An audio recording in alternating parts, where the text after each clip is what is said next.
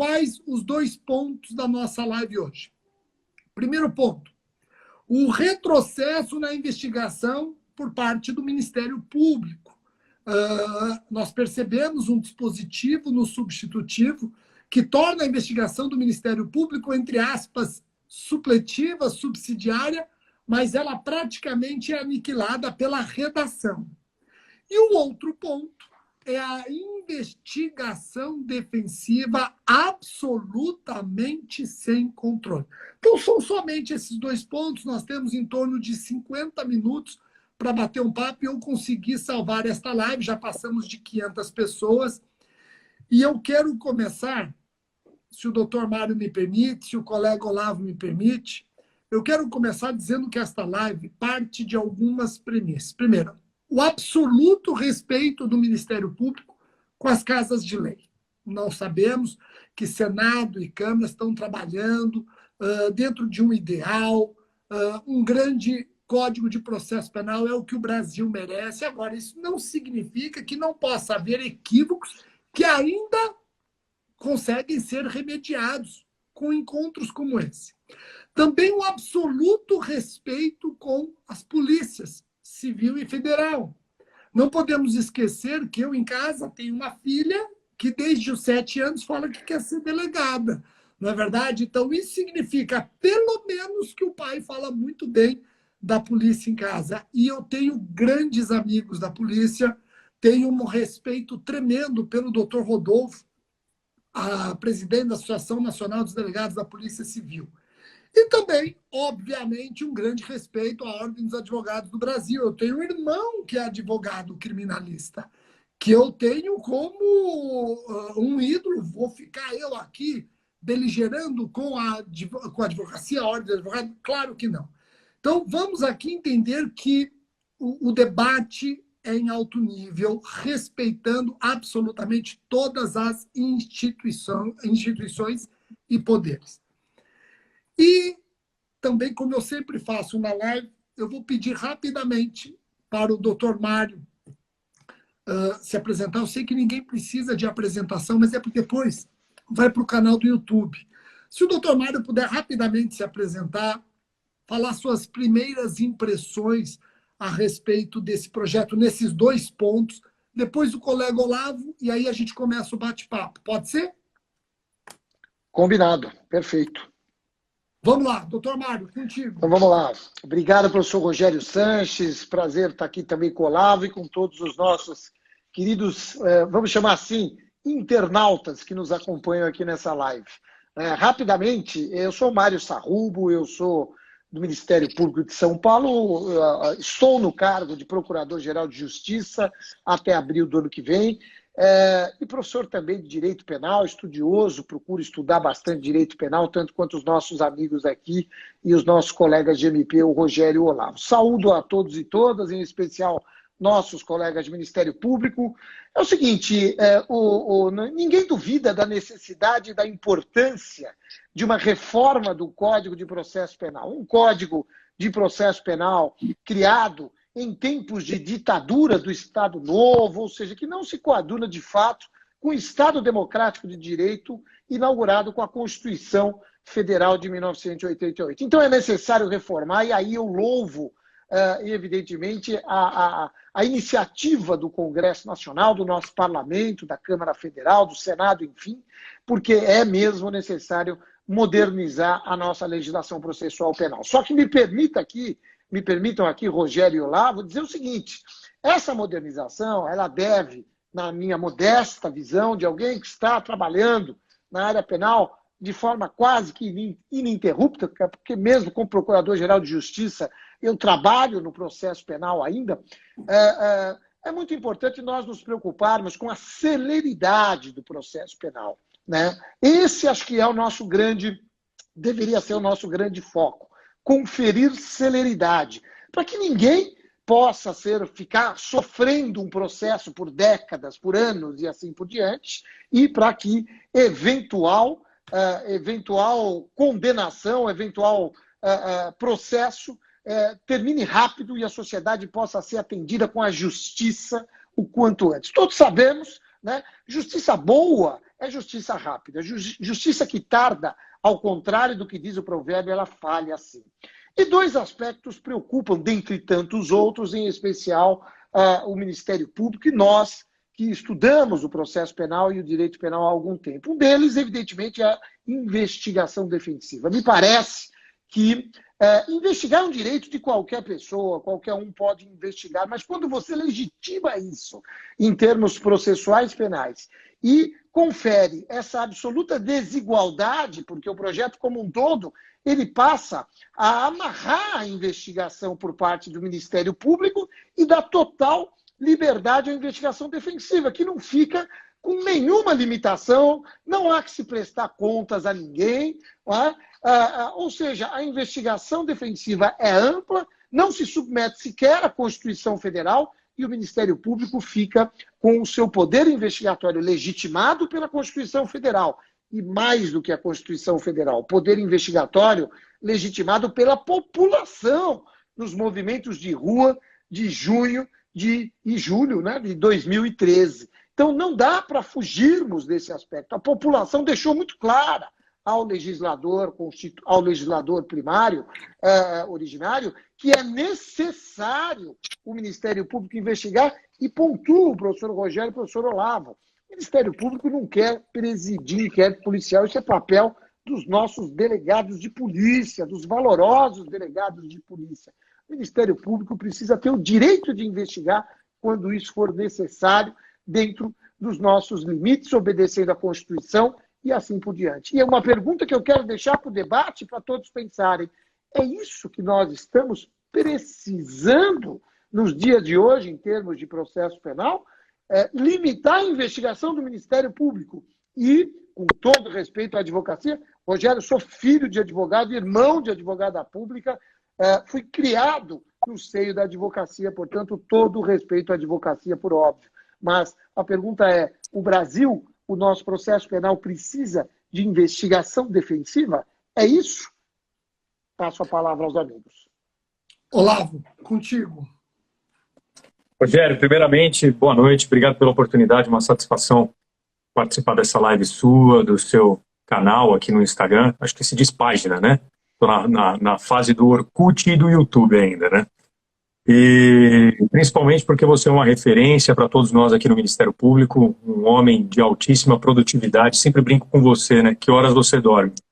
Satisfação amplificada pelo fato de estar ao lado aqui na imagem do meu chefe querido, Dr. Mário Luiz Sarrubo, também uma referência para todos nós, tanto no plano acadêmico, quanto enquanto membro do Ministério Público, com uma longuíssima trajetória, vem fazendo uma gestão excelente na Procuradoria-Geral de Justiça. Chefe, grande satisfação. Então, obrigado, Rogério. Bom, eu acho que o questionamento que eu faria a princípio aqui é se cabe a princípio investigação defensiva no direito brasileiro. Por que eu estou partindo desse questionamento? Porque existe investigação defensiva em outros ordenamentos jurídicos, isso é verdade, existe nos Estados Unidos, existe na Itália, mas esse ordenamento tem as suas particularidades. Será que essa importação da lógica ou da ideia de investigação defensiva para o direito brasileiro faz algum sentido e encontra terreno fértil no nosso direito? Ou será que é um elemento estranho? É sempre bom lembrar para que serve a investigação criminal. Por que a polícia conduz um inquérito policial? Vou nem falar de investigação do Ministério Público agora. Vamos focar na maior parte das investigações do Brasil, que a maior parte é conduzida pela polícia.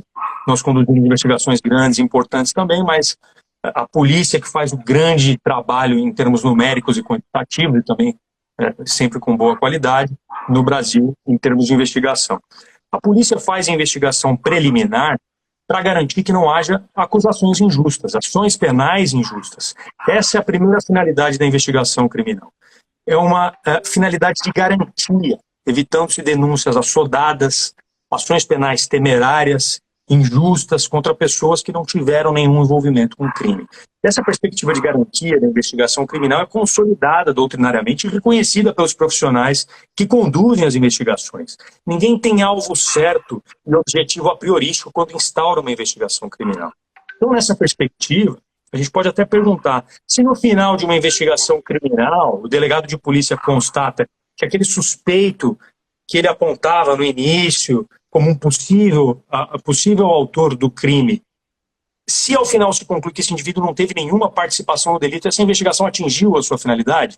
Sob essa perspectiva garantista, atingiu e atingiu muito bem, evitou uma ação penal injusta. Sob essa ótica, se tem aqui no Brasil, no nosso ordenamento jurídico, uma tradição de investigação conduzida com caráter objetivo,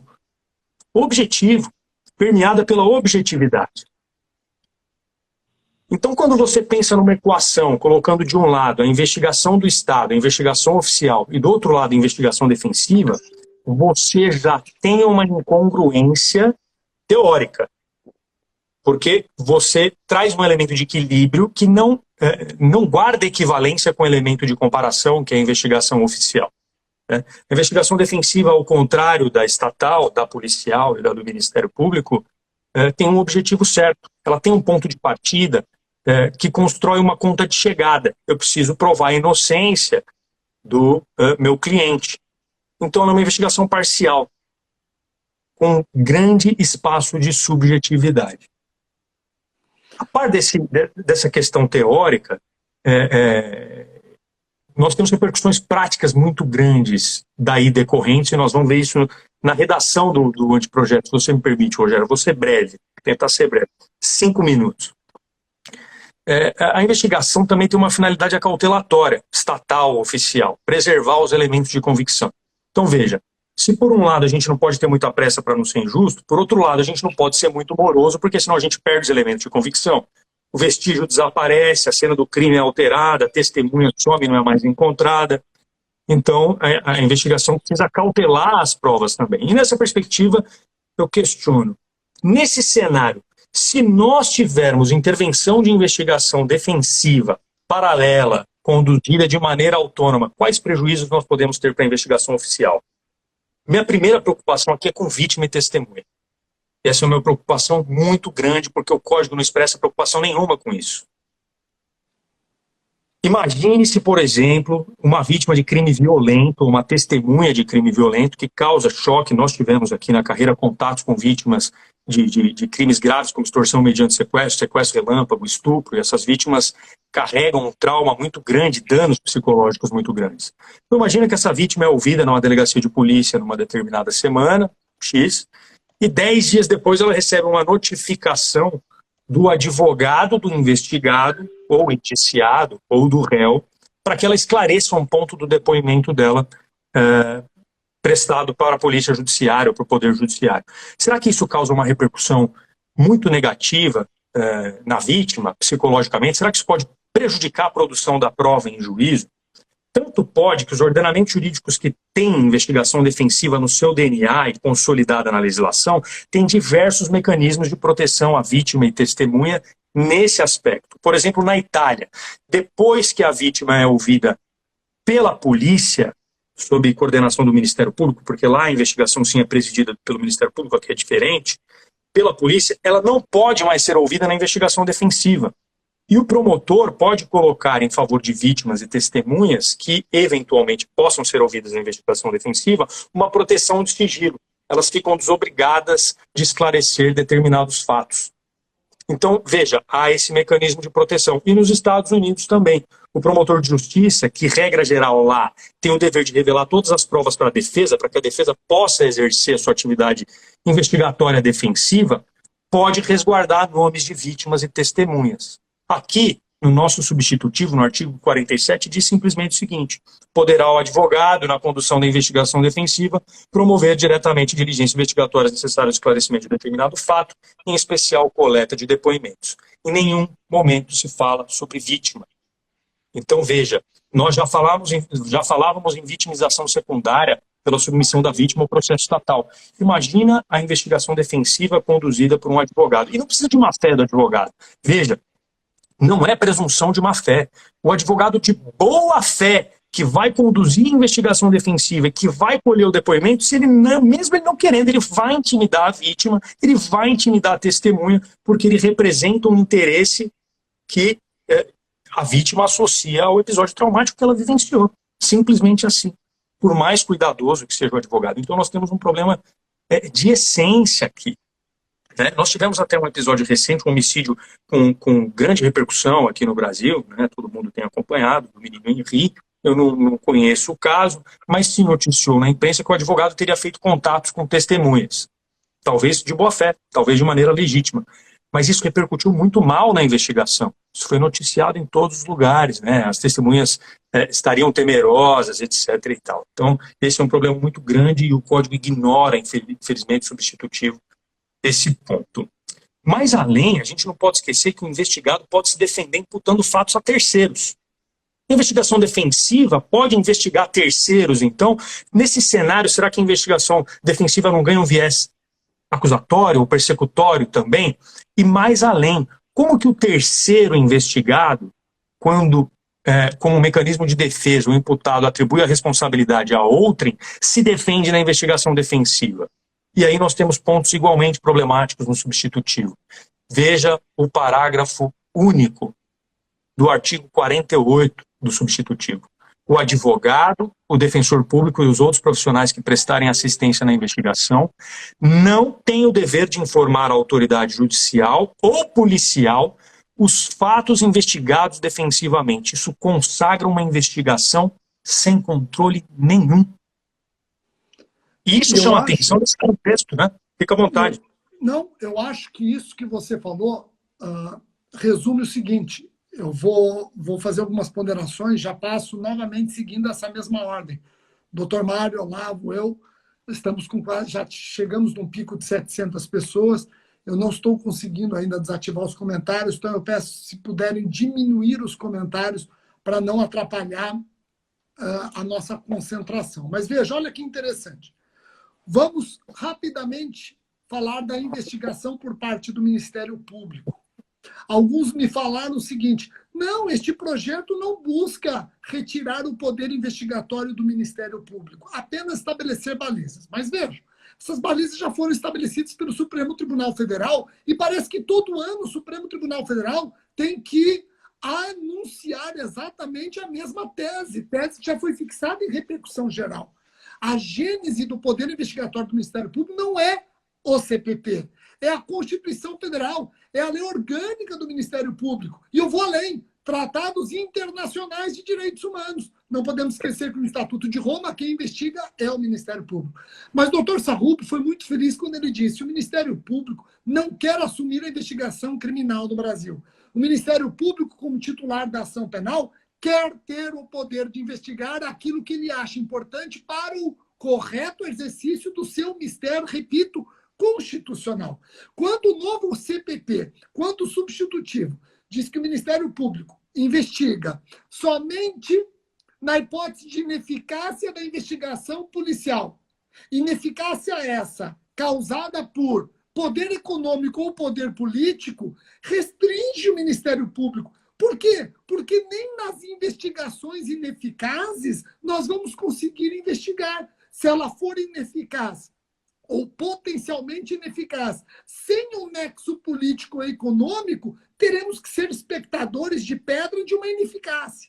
Então, eu insisto que, do jeito que está redigido, sem dúvida alguma, é um retrocesso. E como se o Brasil tivesse autoridades com poderes investigatórios sobrando e com poucos crimes, né? Quando, na verdade, temos exatamente o oposto. Uma infinidade de crimes e poucas pernas para conseguir investigar tudo.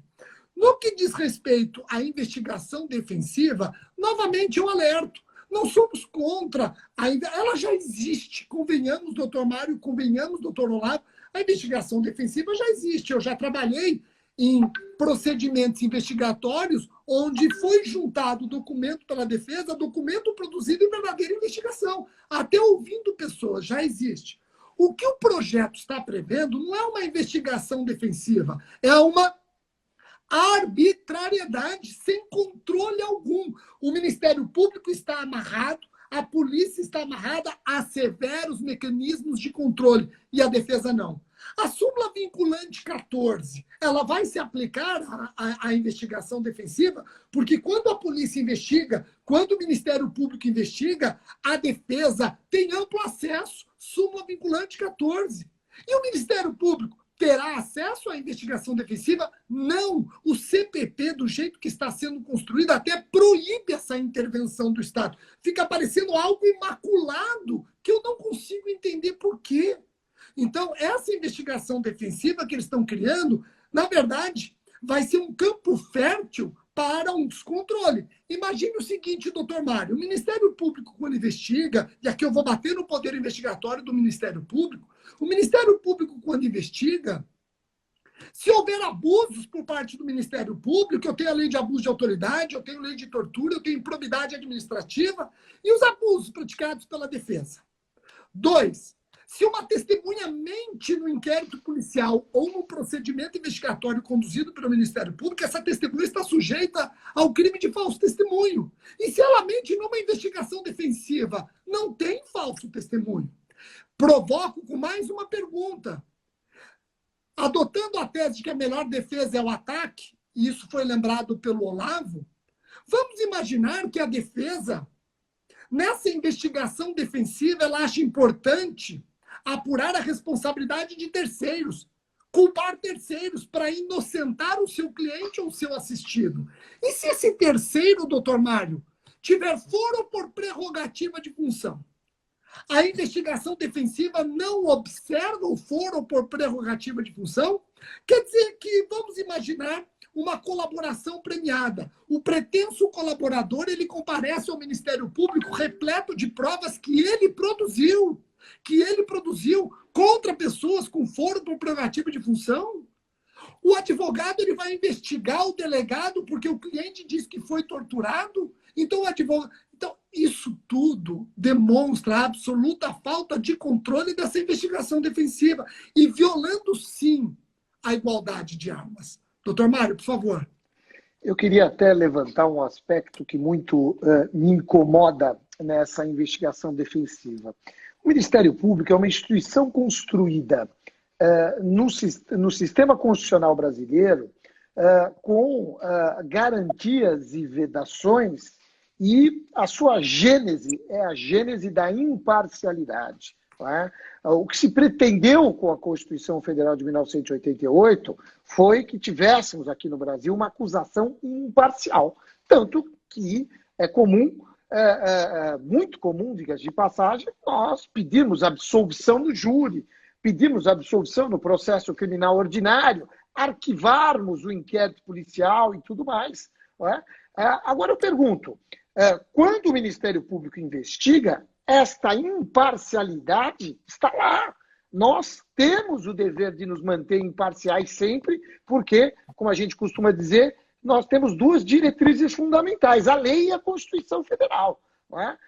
Agora eu pergunto, a advocacia, que, ao contrário, tem que ser parcial, porque quando eu defendo o meu cliente, eu sou necessariamente parcial, ela vai exercer uma investigação sem que haja qualquer tipo de controle. Então, isso é muito grave. Acho que o Rogério e o Olavo foram felizes e trouxeram vários questionamentos que, na prática, vão trazer enormes dificuldades para o nosso sistema de justiça e vão, mais uma vez, atrasar a solução do processo penal. Acho que nós queremos um processo penal, não adianta comparar com os Estados Unidos, com a Europa, com outros sistemas.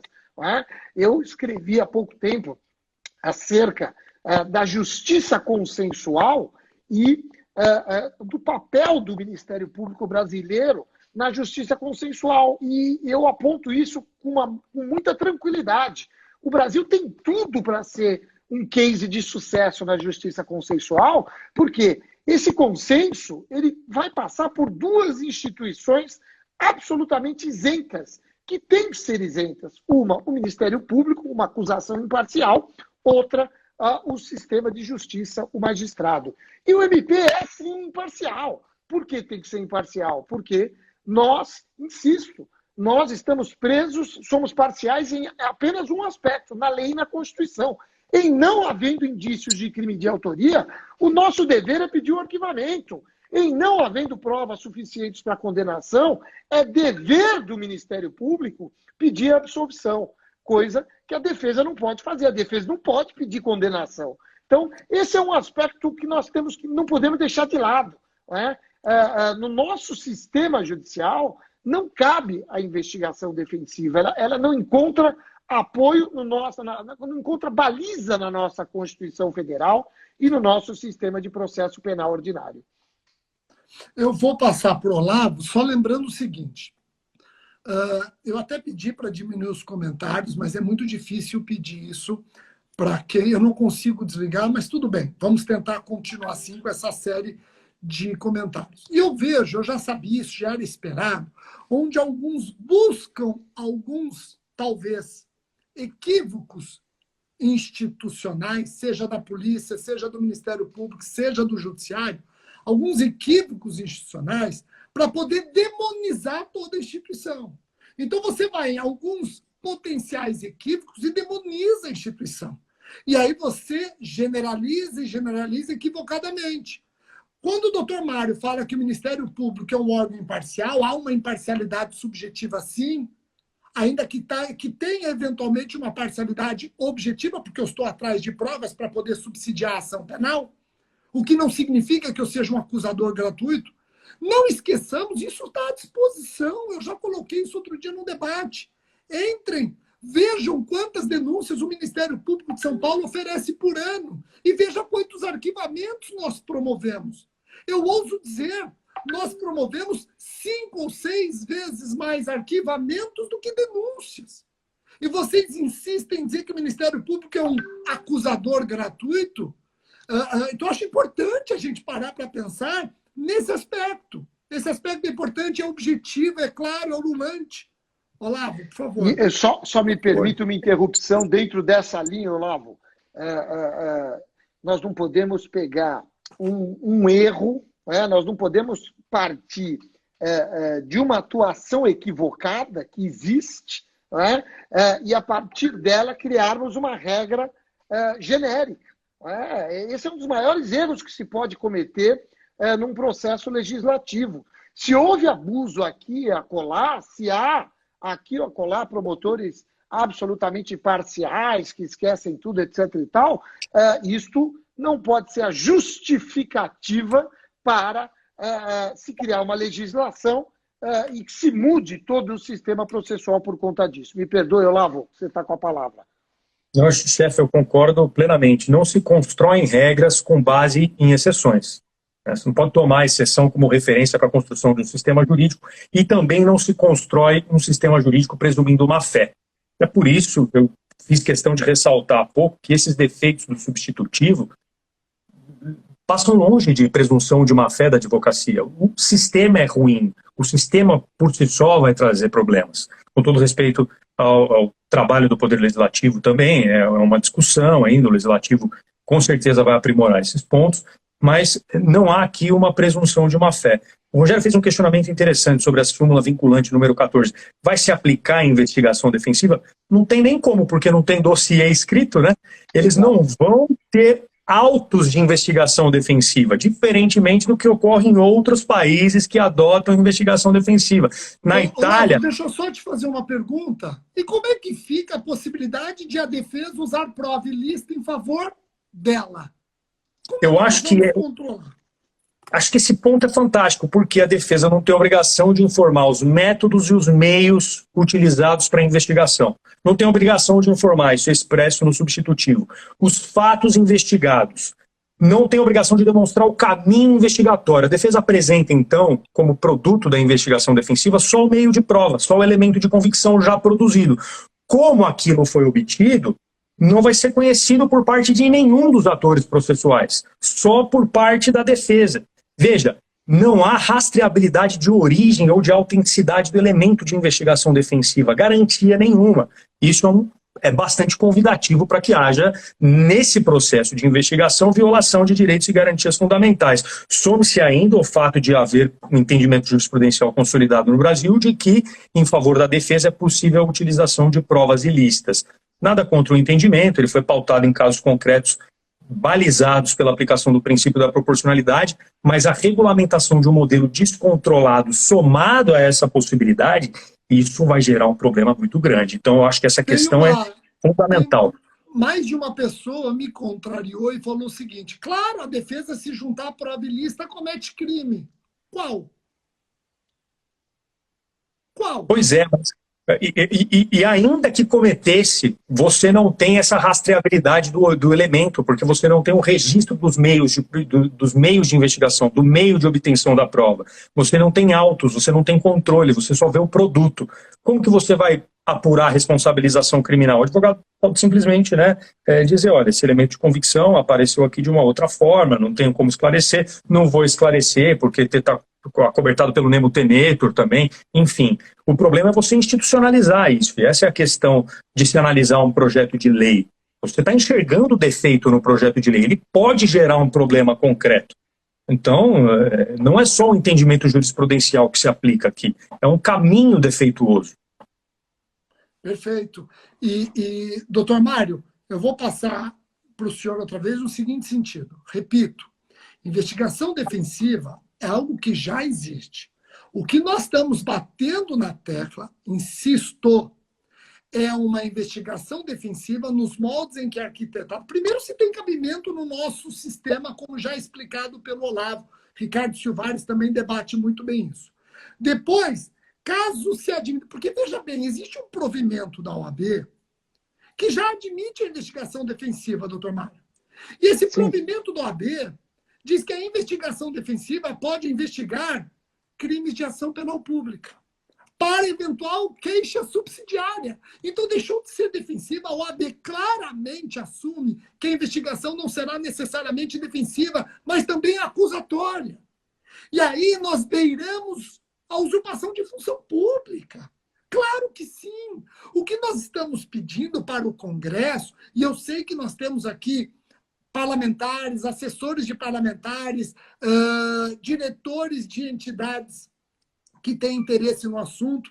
O que nós estamos pedindo é para não deixar uma investigação sem controle, porque a polícia tem controle, o Ministério Público tem controle, e a defesa não tem controle, e a igualdade de armas, e o princípio da transparência, e o compartilhamento de provas, e o dever de compartilhar. Isso eu acho um absurdo. Doutor Mário, por favor. Mais uma vez, nós estamos assistindo neste país aquela velha discussão sobre o garantismo. É o garantismo, é o garantismo. Então, é uma maneira de ampliar a defesa e tudo mais. Mas esse garantismo, na verdade, e eu sempre gosto de dizer, né, nós somos garantistas, é evidente. O nome, nosso nome, o Ministério Público, nós somos promotores de justiça, procuradores de justiça. Então, na nossa gênese, na nossa essência, está também o garantismo. Ninguém compactua com abusos e tudo mais. Então, na verdade, todo este projeto, ele precisa, e eu aqui me permito entrar nesse debate, em respeito à nossa Casa Legislativa, no sentido de que não é hora, não dá para se fazer votar em 3, 4, 5 sessões de forma rápida uma legislação tão importante quanto essa. E alguém está dizendo aqui rapidamente nos comentários, né? Nós temos corregedoria, nós respondemos por abuso de autoridade, né? Há limitações, né? Recentemente o STJ impôs uma limitação muito grande, por exemplo, a ação das polícias, né? Na questão das residências, é preciso filmar a autorização, aquela coisa toda. Aí a pergunta que eu devolvo é sempre essa. E o advogado, quando vai atrás da testemunha e etc. e tal, ele tem que comprovar, ele tem que se submeter a essas regras? Isso não pode, acho que não é papel da advocacia. Né? Ao contrário, nós temos que fortalecer as instituições, temos que fortalecer o Ministério Público, a Polícia Civil, né? O advogado, que vai, sem sombra de dúvida, é o que o Rogério colocou. Ninguém está proibido de investigar. O advogado, se puder, ele vai atrás de alguma prova, identificou uma testemunha, ele vai à polícia, ele faz um requerimento por escrito à autoridade policial e diz, olha, eu quero que no inquérito seja ouvida essa testemunha e eu quero acompanhar esta oitiva. Isso já não deixa de ser uma investigação defensiva. Quantas vezes o advogado apresenta uma testemunha no inquérito policial? O que é isso, professor Rogério e professor Olavo? Investigação defensiva. O que nós não queremos, na verdade, é que o Ministério Público, a Polícia Civil, a acusação, aqueles que prestar um concurso público e que tem um cargo público para fazer isso, se submetam a limitações, e o advogado, né, que não tem nenhum tipo de compromisso com o sistema de justiça, a não ser daquele de fazer uma defesa ampla do acusado, etc. e tal, não tem um cargo público, como tem o delegado de polícia, como tem o promotor de justiça e assim por diante, ele não pode ter liberdade absoluta. Isso fere algo que é fundamental no processo penal, que é a paridade de armas, que é o equilíbrio, que é a isonomia, que, diga-se de passagem, é a essência do Estado democrático de direito. Olá. Eu acho que o ponto da paridade de armas é bastante importante. Eu anotei 2 pontos aqui para falar também dentro do que os senhores falaram. Paridade de armas e o garantismo. Paridade de armas, primeiro. Mais uma vez, onde tem investigação defensiva, como funciona? Lá na Itália, que tem documentação e, portanto, seria teoricamente possível aplicar a lógica da súmula vinculante número 14 lá, mas aqui não, com esse substitutivo, com esse mesmo fascículo, que é o nome que o Código de Processo Penal da Itália dá aos autos da investigação defensiva, se garante paridade de armas, na medida em que o advogado deve, encerrada a investigação defensiva, que tem um marco temporal limite também, que é antes das fases de instrução, deve depositar em juízo esses autos ficam à disposição do Ministério Público. O Ministério Público busca esses autos de investigação defensiva em juízo, toma conhecimento dos elementos de convicção e se prepara para um exercício adequado do contraditório na fase de instrução oral. Porque o que é prova? Prova é elemento de convicção produzido em contraditório. O nosso Código de Processo Penal, com esse substitutivo, falharia nesse aspecto, porque não tem um procedimento de introdução da prova da investigação defensiva no processo. Qual é o momento e qual é a forma de introduzir o produto da investigação defensiva no processo? Essa forma vai garantir o exercício do contraditório por parte do Ministério Público, e contraditório a Constituição assegura aos litigantes, não é só ao réu, só ao imputado, é às partes. Então, nesse aspecto, haveria até um vício de constitucionalidade, porque imagina que a defesa junta, e seria possível, pelo que eu li do substitutivo, um elemento de convicção inovador, prova já produzida, em alegações finais. Ah, mas aí dá para abrir vista posteriormente ao Ministério Público. Manifestação escrita não se confunde com produção de prova em contraditório.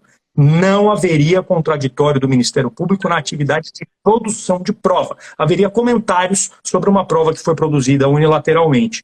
Não há nem contraditório diferido, que é a pior das hipóteses no direito brasileiro hoje, é de contraditório diferido, mas efetivo, com atividade probatória, e o Ministério Público ficaria privado disso porque o Código não prevê um procedimento de introdução da prova. E a questão do garantismo, gostei muito do comentário do Dr. Mário Sarrubo, porque nós somos, sim, garantistas, e o substitutivo é absolutamente antigarantista, porque dá margem para a violação de direitos fundamentais de terceiros que serão alvos das investigações defensivas descontroladas, sem nenhum controle e sem nenhum escrutínio judicial ou de qualquer maneira que seja. Deixa eu até fazer uma observação. O Olavo, o Olavo depois pode ficar bravo comigo, doutor Mário, mas deixar claro que o Olavo participou de vários debates comigo, ano passado e ano retrasado. E o Olavo foi um dos primeiros do MP de São Paulo a defender de maneira veemente a inconstitucionalidade do ANPP por meio de resolução do CNMP. Então, era um promotor de justiça defendendo a inconstitucionalidade de uma resolução do Conselho Nacional do Ministério Público. Falou, não, o CNMP não pode legislar direito penal e direito processual penal. Temos que aguardar a lei. Quando o Olavo fala, eu sou garantista, você tem que, se você não conhece o Olavo, você tem que conhecer. Depois entender que quando ele fala que ele é garantista, ele está sendo absolutamente sincero, como todos nós estamos. É só você ver o histórico do Dr. Mário Sarrubo. Bom, mas eu gostaria de continuar alertando. Eu até faço uma pergunta, viu, doutor Mário e doutor Olavo? Quando você encontra a investigação feita pela polícia, ela tem uma série de dispositivos balizando no Código de Processo Penal, sem contar normas internas das próprias polícias. O Ministério Público tem, igualmente, o CPP, O Ministério Público tem resolução do CNMP, que tem caráter normativo primário. O doutor Wallace, me corrija se eu estiver errado, o doutor Wallace conhece tudo de Conselho Nacional de Ministério Público, doutor Wallace Paiva. E a defesa? Alguém aqui gostaria de ser investigado por alguém que não tem dever de transparência e compartilhamento? Alguém aqui gostaria de ser investigado, ainda que sob a bandeira de uma investigação defensiva? Alguém que não se submete a qualquer controle?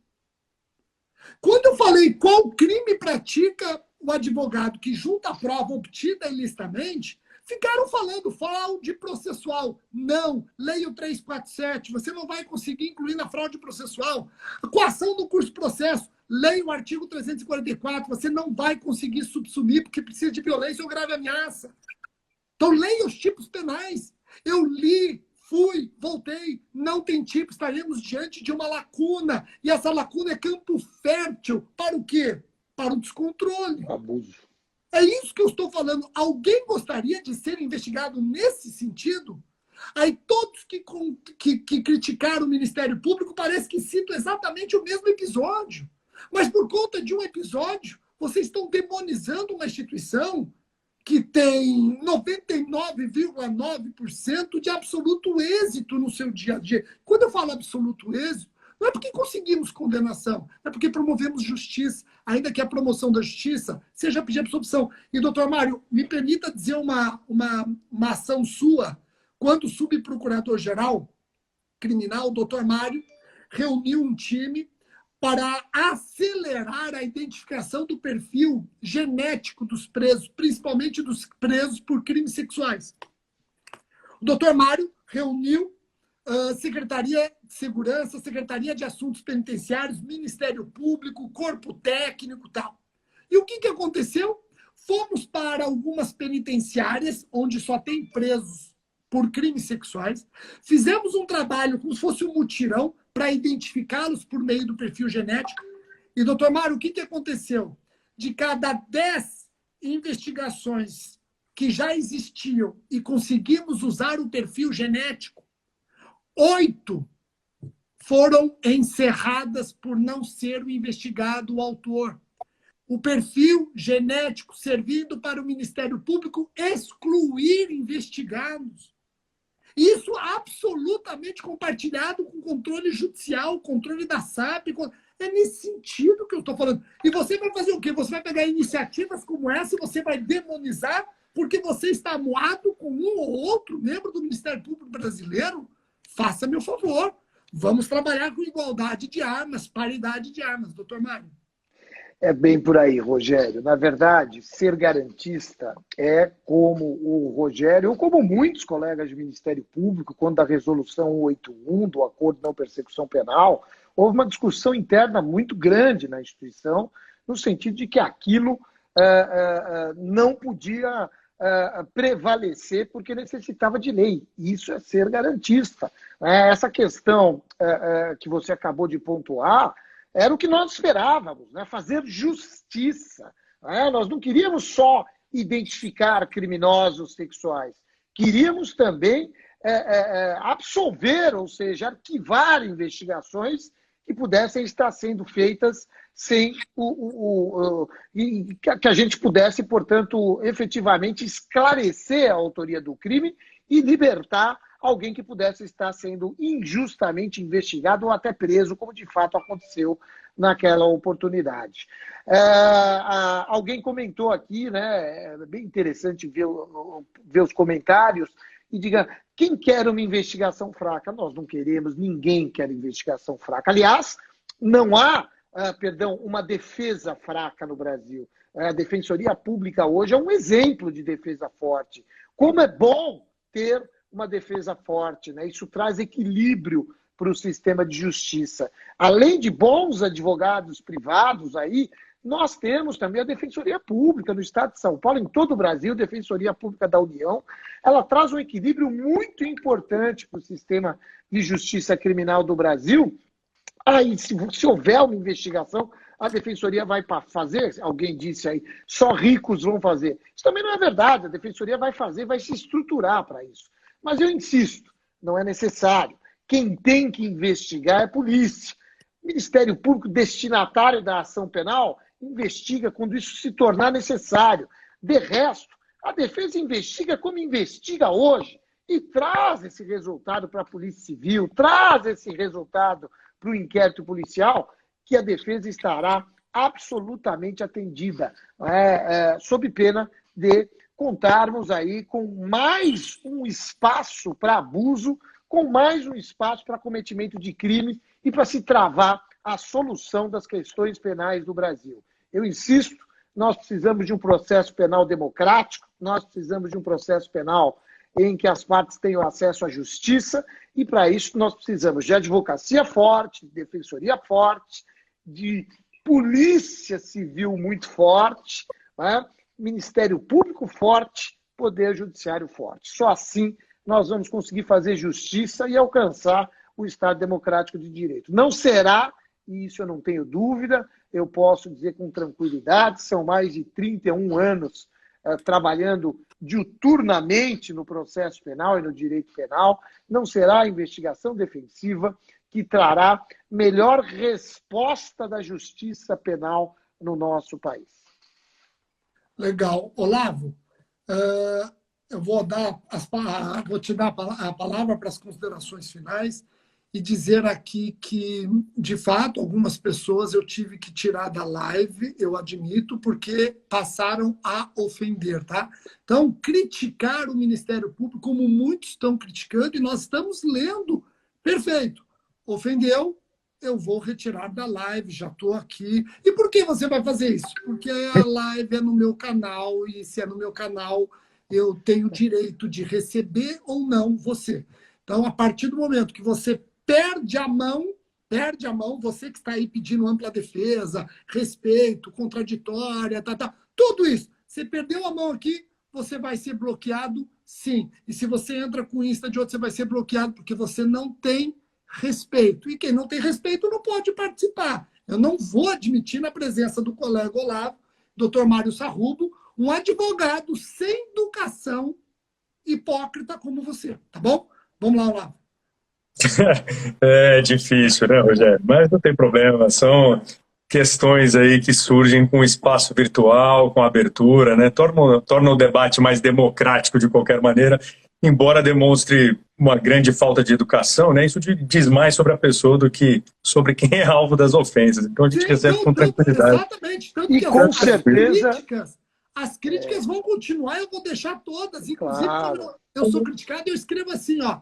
Respeito a sua posição, mas discordo. Respeito a sua posição, mas discordo.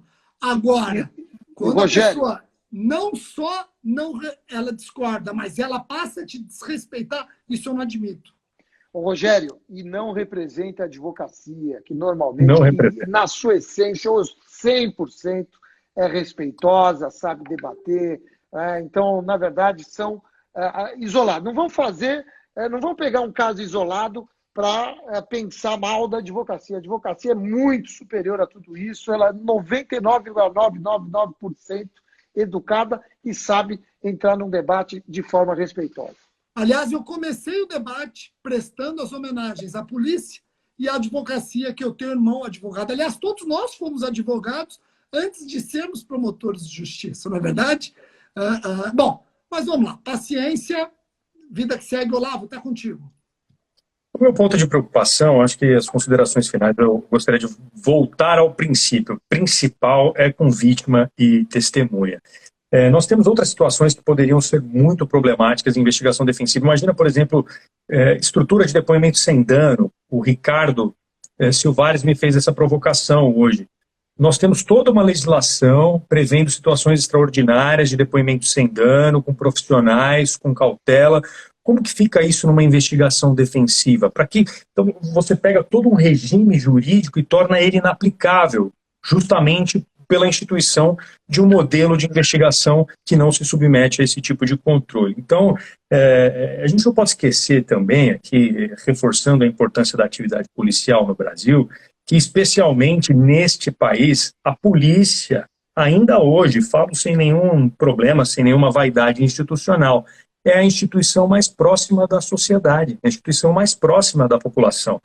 Se a pessoa está jantando em casa e o filho pequeno engasga, a pessoa liga 190 para pedir socorro, instrução no atendente do Copom sobre como prestar socorro à filha. Se tem, às vezes, um problema cível, vai numa delegacia de polícia para buscar orientação. O Brasil ainda hoje funciona assim, porque é um país carente de recursos e de instrução, e a polícia exerce, às vezes, funções de caráter social muito grande. Então, goza de confiança da população. Não dá para comparar a vítima sendo encaminhada à delegacia, uma testemunha prestando um depoimento para o delegado de polícia, com esse mesmo cenário no escritório de advocacia, sem nenhum desrespeito, no escritório de advocacia que representa um imputado. Para a vítima, para a população, para o cidadão, isso tem um simbolismo muito grande. A polícia transfere, lógico, uma sensação de confiança maior para essas pessoas que figuram de maneira tão importante e tão custosa no processo penal, porque para a vítima e para a testemunha, a função processual que elas exercem é muito densa, né? Então, eu focaria bastante nesse aspecto. E encerrar dizendo que o nosso direito processual penal é bastante profissional. Tem seus defeitos, sim, como qualquer modelo que é observado de perto. Nem por isso, por causa de defeitos, especialmente defeitos pontuais, a gente vai instituir um detetivismo no processo penal brasileiro, que é isso que viraria, infelizmente. Não sem nenhum demérito à advocacia, mas pelo modelo desenhado, como eu disse, né? Alguém falou de coação no curso do processo. Eu fui claro quando eu disse do possível temor da vítima e da testemunha. Não precisa de má fé do advogado. O próprio modelo vai fazer a testemunha ter medo, vai fazer a vítima ter medo, ainda que o advogado tenha boas intenções. Então, acho que esse substitutivo precisa ser discutido com mais seriedade e precisa, neste momento, ser retirado do projeto, porque esse trecho da investigação defensiva, porque do jeito que está, vai dar muito problema. Eu quero saudar os advogados e principalmente os defensores públicos na pessoa do defensor público Emerson Castelo Branco, que colocou aqui dizendo que ele é a favor da investigação defensiva, mas com controle. E eu termino, doutor Mário e doutor Olavo, deixando uma pergunta, e pode ser, quem sabe, a próxima live. Eu vou trazer várias temáticas para serem discutidas em lives. Fiquem tranquilos, nós vamos acompanhar toda a evolução desse CPP na Casa de Leis com lives como essa, para vocês extraírem suas conclusões, concordando ou discordando da gente, mas pelo menos tendo aqui a visão do Ministério Público. Bom, doutor Mário, o senhor já sabe, Olavo também, um dos pontos do projeto do substitutivo é acabar com o sumário da culpa. E significa o quê? Que no rito do júri, investiga-se, o Ministério Público oferece a denúncia, a defesa apresenta a defesa escrita, e depois o juiz decide se pronuncia ou não pronuncia, etc. Pronunciando, doutor Mário, o substitutivo diz que o Ministério Público, dentre outras proibições, não pode fazer qualquer referência ao que foi colhido na fase da investigação. Mas quem criou esse substitutivo nunca trabalhou no procedimento do júri ou esqueceu que no plenário o Ministério Público tem dificuldades de reproduzir aquilo que foi colhido na fase da investigação. Inclusive, tem dificuldades de reproduzir o que foi colhido sob o crivo do contraditório perante o juiz. Por quê? Porque só são obrigadas a comparecer ao plenário as testemunhas da terra. E se a testemunha não é do local, ela não precisa comparecer. Então, o que significa? Que eu vou para o plenário do júri sem poder fazer referências à investigação e sem ter testemunhas para apresentar para o jurado. E agora? Eu estou falando mais um ponto esdrúxulo, mais um ponto que acaba fazendo com que o direito à plenitude da vida, e o Ministério Público representa esse direito à proteção da vida, está aniquilado, está aniquilado. Então, há uma hipertrofia de um dos litigantes e um aniquilamento do outro. Isso viola a bilateralidade, isso viola a igualdade de armas. Doutor Mário, mais do que isso, né? É acusação deficiente, né? Proteção deficiente da sociedade, né? Eu quero terminar aqui, porque o nosso tempo está acabando. Primeiro, saudando a todos que nos assistiram e que comentaram, saudar o nosso presidente da PMP, o Paulo Penteado, que está conosco, que está com uma equipe maravilhosa, Gianfranco Caruso e outros colegas maravilhosos, também nos ajudando a construir um posicionamento unificado do Ministério Público de São Paulo, e vamos levar para o CNPG, Ministério Público Brasileiro, e para contribuir com o projeto. E aqui eu vou fazer um apelo ao relator, que é um parlamentar excelente, ligado ao sistema de justiça como um todo, e vou pedir a ele que nos dê a oportunidade do diálogo. Eu confio demais no parlamento, porque o parlamento, quando chamado à responsabilidade e ao diálogo, ele atende ao clamor da sociedade e atende ao clamor das instituições envolvidas num processo tão dialético como esse, que é o processo penal, que é o sistema de justiça criminal brasileiro. Então, eu termino pedindo aos parlamentares e pedindo à população que convoque o seu parlamentar, que procure o seu parlamentar e diga a ele, olha, vamos devagar com esse projeto, vamos ouvir as instituições, vamos discutir direitinho para que saia aquilo que todos nós desejamos, advogados, defensores públicos, juízes, Polícia Civil, Militar e Ministério Público. O que nós queremos? Uma justiça rápida e efetiva para que o nosso país, para que o verdadeiro Estado democrático de direito se consagre nesse país. Era isso. Ótimo. O relator, o responsável pelo substitutivo é o parlamentar, é o deputado João Campos. Ele é delegado de polícia de formação. Ele está como deputado federal pelo estado de Goiás, uma pessoa muito preparada. E sejamos aqui muito sinceros, honestos, e temos que reconhecer. O parlamentar João Campos, autor desse substitutivo, ele realizou mais de uma centena de audiências públicas. Então, temos que reconhecer e aplaudir, porque, nesse tanto, o novo CPP ele obedeceu uma expectativa. Pode ter nos frustrado no que diz respeito a esses pontos e que nós estamos chamando a atenção, mas deu-se a oportunidade para um debate saudável, o que não aconteceu na lei de abuso de autoridade. Na lei de abuso de autoridade não aconteceu isso. Então, deputado João Campos, receba a nossa homenagem, principalmente por conta dessa maneira plural com que recebeu todas as instituições. Se há um erro ou outro, e esse erro pode ser por conta de uma visão institucional, nós estamos aqui para alertar, buscar convencer do erro, principalmente para manter saudável o sistema de justiça. Doutor Mário, obrigado novamente. Domingão, apesar de que com essa pandemia nós vivemos 7 segundas-feiras por semana, não é verdade? Eu quero agradecer imensamente ter aceitado participar desta live.